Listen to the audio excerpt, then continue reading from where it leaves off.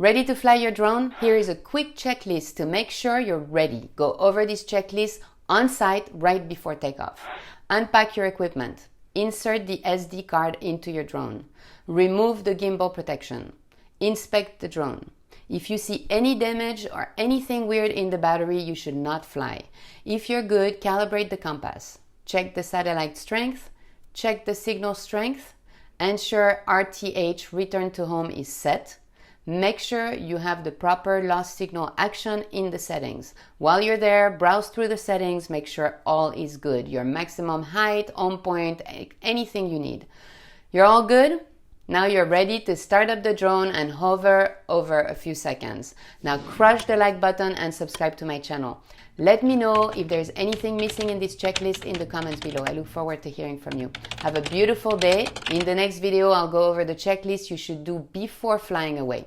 A quick checklist right after takeoff to make sure the drone is safe to go.